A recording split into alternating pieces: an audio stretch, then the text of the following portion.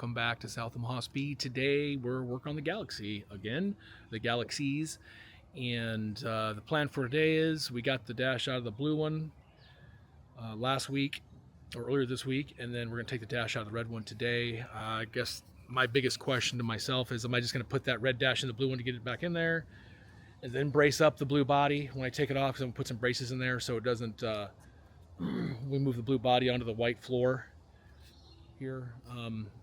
I'm going to put some braces in there. Maybe I should leave the dash out. So I'm going to decide that today. Excuse me. And we're also going to start making some marks, or I'm going to cut that thing too, I think, and start working through that. So yeah. Anyway, lots to do today. I'm going to take some the seats out of the red car, probably to the storage garage, to start emptying it out so I can start cutting it down too and start cutting it apart.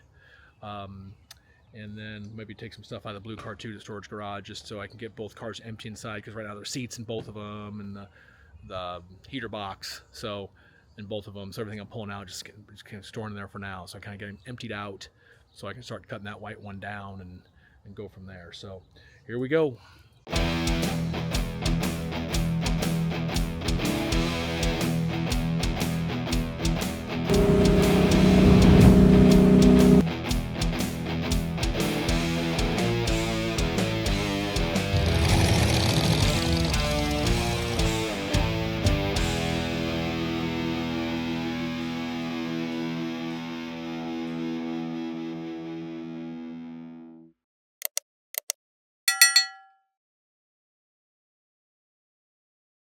So the first thing I'm going to do here today, I think, is we've been thinking about this as well, is this door gap here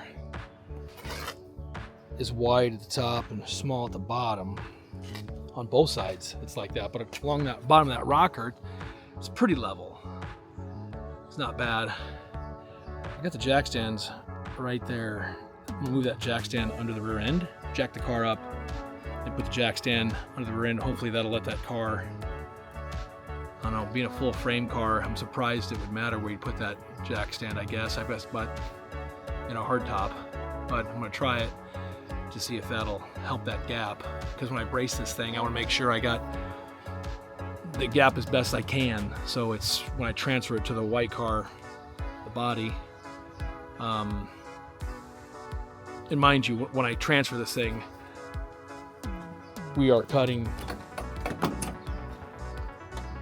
I think the plan is now to cut right along here.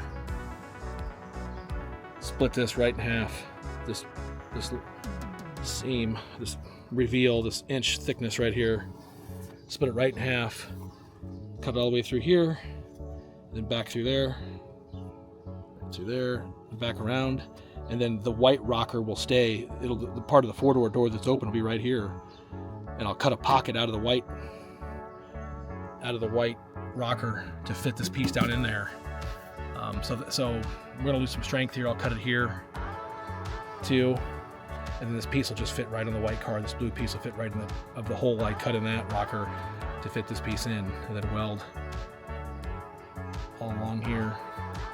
So we're taking a lot of strength away from the floor here on this car, and it's rusty as heck anyway, and the frame's rusty. It's bad. So when you open the door, when the whole thing's done, you'll see that blue strip, and the bottom of the rocker be white and the floor will all be white. So that is the plan. So let's see if we can get these jack stands moved, and hopefully that'll make that gap better.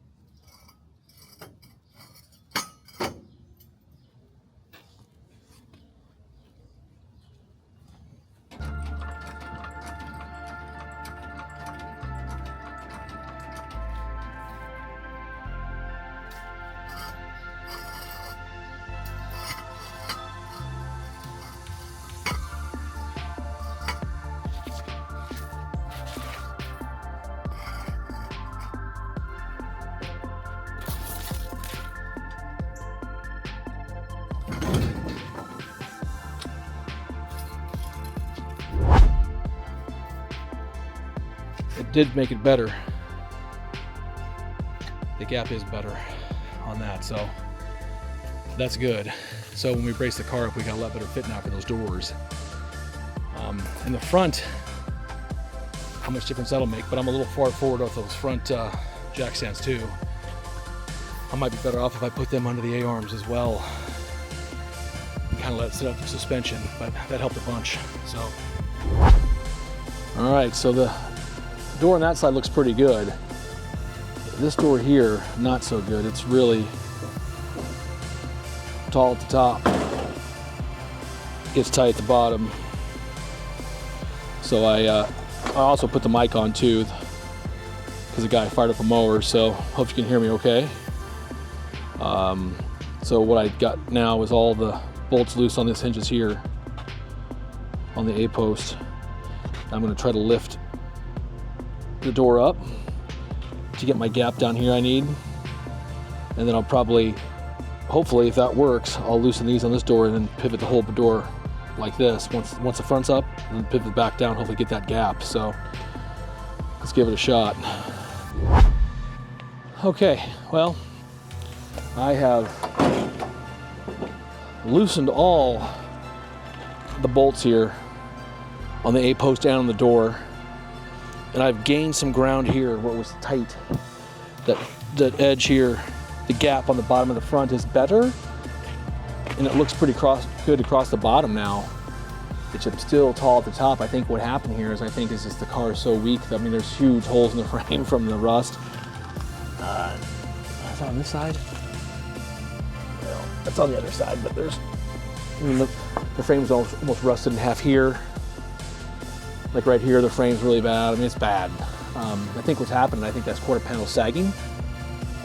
And even though we moved the jack stand, I guess if I put the jack stand in the far back under the bumper, that might help. But maybe I'll try that, and we'll get that. Maybe we'll get to flex. So when we brace it, we got the best door gap we can. So hello, how are you? Did you have fun at the store? Cool. Look at that. Yay! How fun is that? 200 photos of Taylor Swift. Yay! How fun. So anyway, yeah, I think that might be the best way to do it. Maybe I'll move that jack stand farther back even to put more pressure on this quarter panel to get this gap to come back. I'd sure like to have this body where it needs to be when we brace it. So when we transfer it, we got the best shot we can at getting these door gaps back. Maybe that's what I'll do. Maybe I'll move this jack stand back on this side to the back of that rear spring, maybe to shackle. Okay. So the car is so rusty that we put the jack with a log right behind the spring perch, jack the car up 4 inches, and the gap is looking pretty good now. It's the best it's looked so far. So when we still got some adjustment we can do with the hinges, I think too. It's still a little off at the top, but it's a lot better than it was. So note to self, when I brace inside of this thing, which should be this week, I'm just gonna make sure I got good door gaps, and that log and the jack is under the back. So man, what am I doing? Jeezy Pete, what am I doing?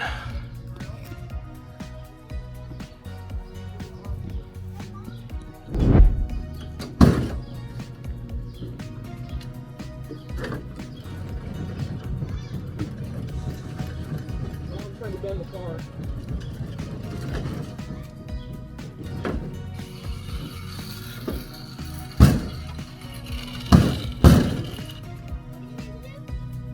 Get a good door gap here. Looks pretty good actually. Did that change it? Oh yeah. No way. Not me jumping off to say, but the wood helped a ton. Yeah. Well, unfortunately, I didn't have the camera on when I took the dash out. So here we are. But here it is right here.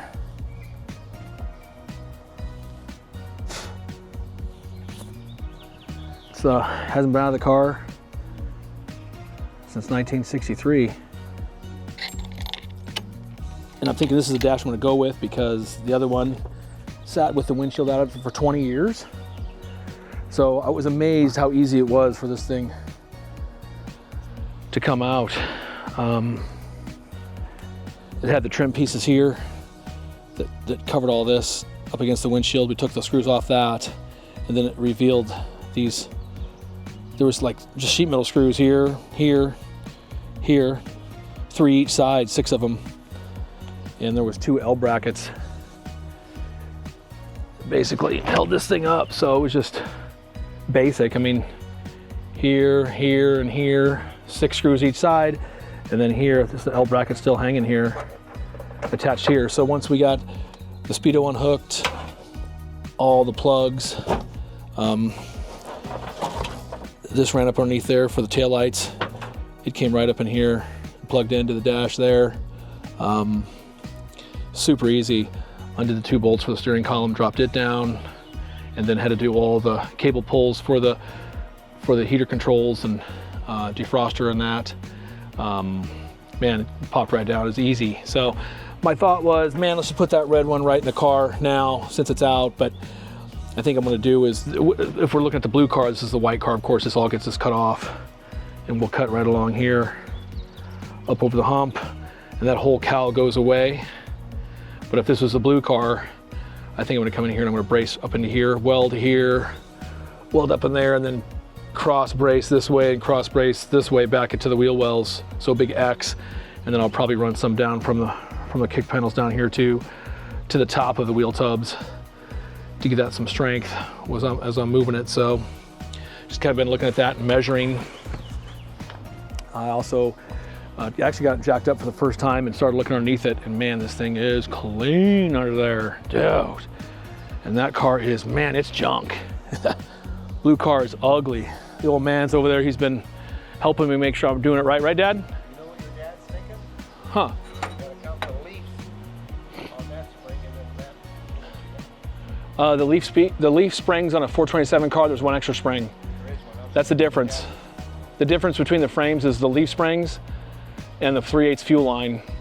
The white car will have a 5/16, but that 427 is 3/8. Does either have sway bars on the front? Yeah, they both have sway bars, but they're both small. Bigger diameter? They're not. It's not. Same.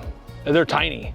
I was surprised. Diameter front coils. I don't know about the coils, but I did ask Eric Johnson about that, and he said that it'd probably the same. It'd be fine.